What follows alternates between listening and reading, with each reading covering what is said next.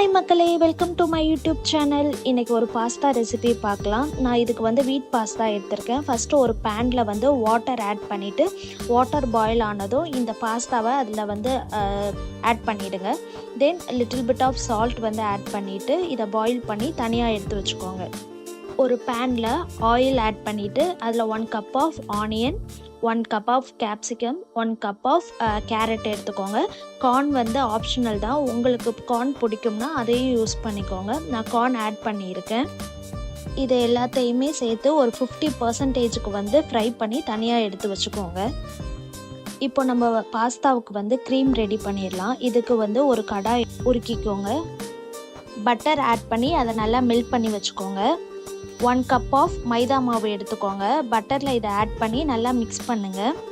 Then 1 cup of boiled milk எடுத்து இது எல்லாத்தையுமே சேர்த்து நல்லா மிக்ஸ் பண்ணும்போது ஒரு க்ரீமி கன்சிஸ்டன்சி நம்ம நல்லா கிண்டும் போது தான் அந்த க்ரீமி கன்சிஸ்டன்சி வந்து இன்னுமே நல்லா பெட்டராக வரும். அதனால நல்லா கிண்டிகிட்டே இருங்க.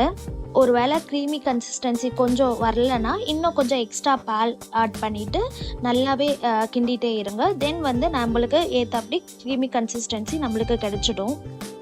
தென் இதில் கொஞ்சம் பெப்பர், சில்லி ஃப்ளாஸ்க், ஆர்கனோ ஃப்ளாஸ்க்கும் ஆட் பண்ணிக்கோங்க. உங்களுக்கு வந்து எந்த ஃப்ளேவர் பிடிக்குமோ அதை கூட ஆட் பண்ணிக்கலாம். ஆட் பண்ணி இதை எல்லாத்தையுமே வந்து நல்லா கிண்டி எடுத்துக்கோங்க. ஆல்ரெடி நம்ம வந்து ஃப்ரை பண்ணி வச்சுருக்க வெஜிடபிள்ஸை வந்து இதில் மிக்ஸ் பண்ணிக்கோங்க. நல்லா மிக்ஸ் பண்ணும்போது இன்னுமே க்ரீமி கன்சிஸ்டன்சி நல்லாவே வரும். உங்களுக்கு க்ரீமி கன்சிஸ்டன்சி வராமல் இருந்துச்சுன்னா லிட்டில் பிட் ஆஃப் வாட்டரும் யூஸ் பண்ணிக்கோங்க, நல்லாவே கிடைக்கும் க்ரீமி இதில் நம்ம பாயில் பண்ணி வச்சுருக்கிற பாஸ்தாவையும் ஆட் பண்ணிட்டா அவ்வளோதான்.